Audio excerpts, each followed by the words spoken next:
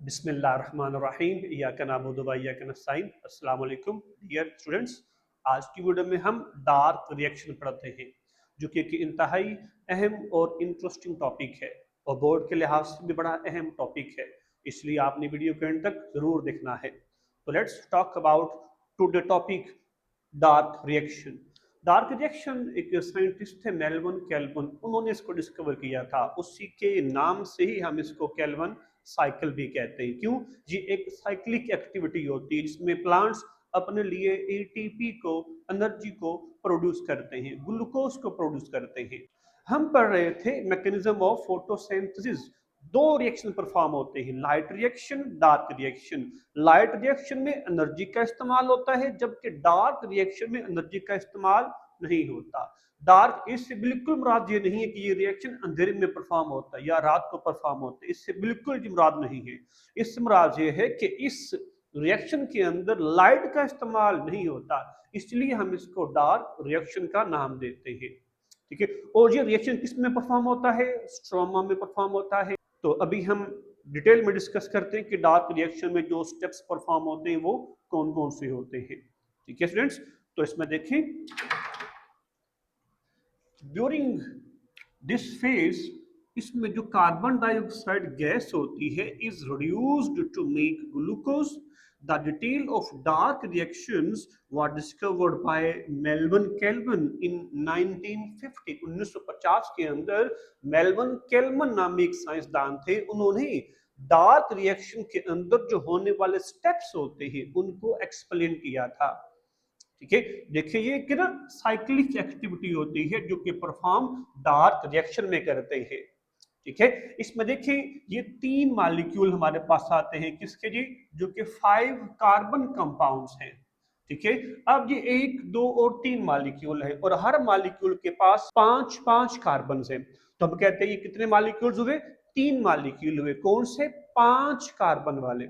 अब इन 5 कार्बन वाले जो 3 मॉलिक्यूल्स हैं, इनके अंदर 3 कार्बन डाइऑक्साइड गैस के मॉलिक्यूल और ऐड होते हैं। उसमें क्या होगा? एक इसके पास, दूसरा इसके पास और तीसरा इसके पास, तो ये टोटल बन जाते हैं 3 मॉलिक्यूल्स। कौन से कार्बन वाले? 6 कार्बन कंपाउंड बन जाएंगे। पहले इनके पास 5 कार्बन थे, अब CO2 ने एक एक और कार्बन दे दिया, कितने बन गए? 6 कार्बन कंपाउंड्स। कितने? 3 मॉलिक्यूल बन गए। ठीक है, अब इन तीनों मॉलिक्यूल जो होते हैं ये स्प्लिट हो जाते हैं। क्यों? ये अनस्टेबल होते हैं।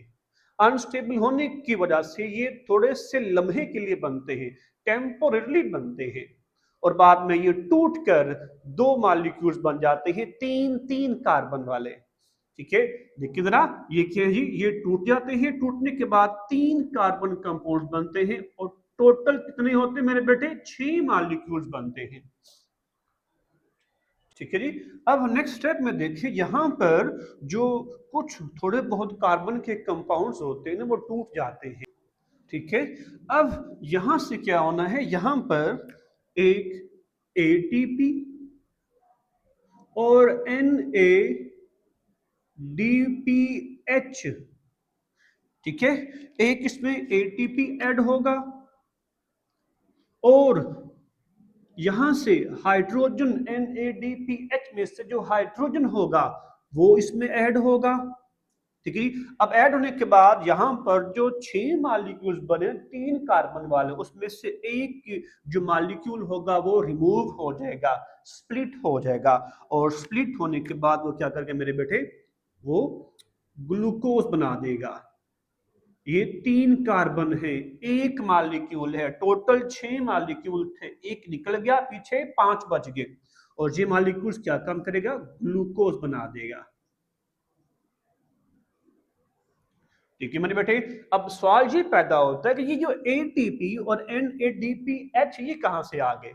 जो लाइट रिएक्शन के अंदर प्लांट्स ने एटीपी और NADPH बनाया था ना, उनकी जो एनर्जी होती है वो ये डार्क रिएक्शन के अंदर प्लांट इस्तेमाल करते हैं। अब यहां से हम क्या करते हैं? एक मॉलिक्यूल जिसके पास 3 कार्बन है रिमूव कर दिए, वो ग्लूकोज बनाएगा। इसमें 3 कार्बन कार्बोहाइड्रेट्स बनते हैं जो बाद में ग्लूकोज बना देते हैं। अब हमारे पास 5 बच गई। अब वो 5 क्या करते हैं, आगे जो रिएक्शन परफॉर्म होता है उसके अंदर जो वो इस्तेमाल होते हैं, यूज किए जाते हैं। ठीक है, और ये क्या है, ये है 5 molecules of 3 carbon.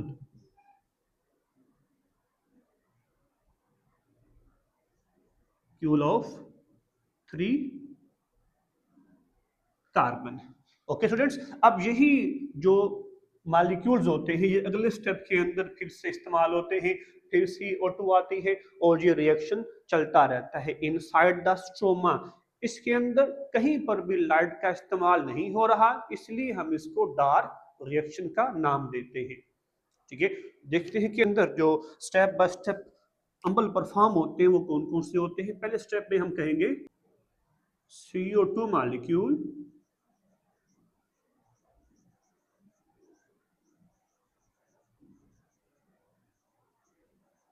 Combine with क्या है 5 कार्बन कंपाउंड्स, जो कि कितने मॉलिक्यूल हैं, 3 मॉलिक्यूल्स हैं। 5 कार्बन कंपाउंड्स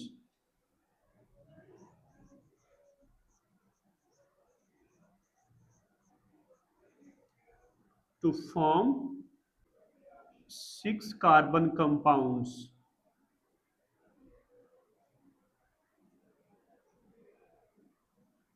ठीक है स्टूडेंट्स,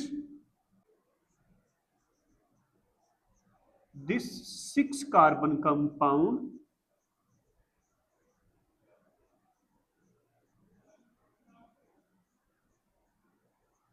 इज अनस्टेबल। ठीक है, और अनस्टेबल होने की वजह से ये टूट जाता है, स्प्लिट हो जाता है। अनस्टेबल टू स्प्लिट इनटू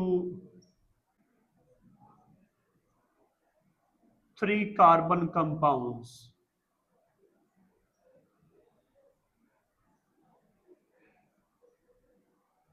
ठीक है स्टूडेंट्स, अब हम देखते हैं कि अगले स्टेप के अंदर कौन कौन सी चेंजेस परफॉर्म होती हैं।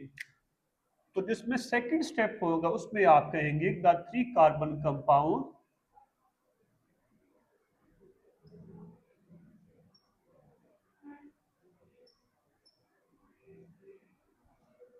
आर रिड्यूस्ड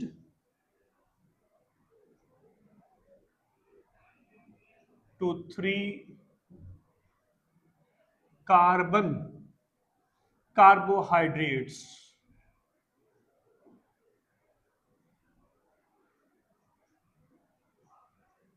ठीक है, बाय यूजिंग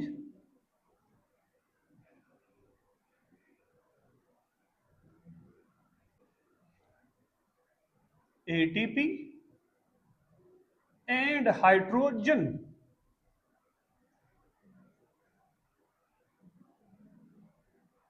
from NADH। ठीक है, यहां सिर्फ NADH आएगा, NADH।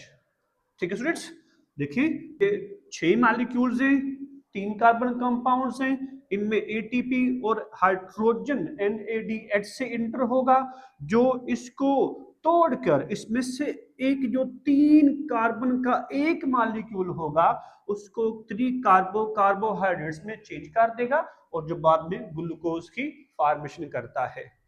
ठीक है, इसके बाद आप कहेंगे फ्रॉम NADH, जो कैसे पैदा हुई है, produce during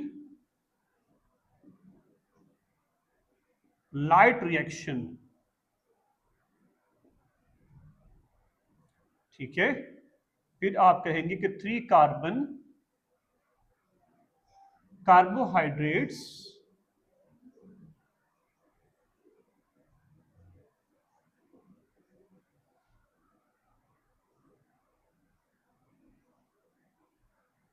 are used to make glucose. ठीक है सर, पॉइंट समझ आ गए आपको। उसके बाद जो लास्ट पॉइंट है उसमें आप कहेंगे कि the 3 carbon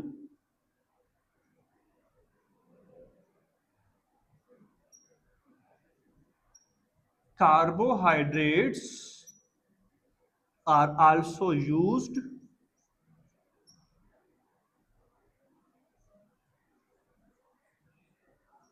to regenerate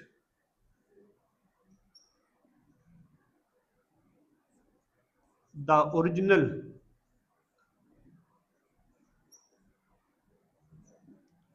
5 carbon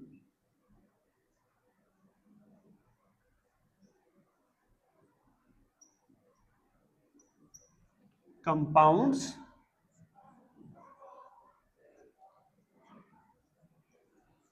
This step also utilize energy, और वो किस फॉर्म में होती है मेरे बेटे? एटीपी की फॉर्म में होती है। ये है जी आपका डार्क साइकिल, जिसके जरिए से प्लांट्स सूरज की रोशनी को इस्तेमाल किए बगैर ग्लूकोज की फॉर्मेशन करते हैं। ठीक है स्टूडेंट्स, होप सो ये टॉपिक आपको अच्छे से समझ आ गया होगा। If you like this video then make sure like, subscribe and share it. Thank you.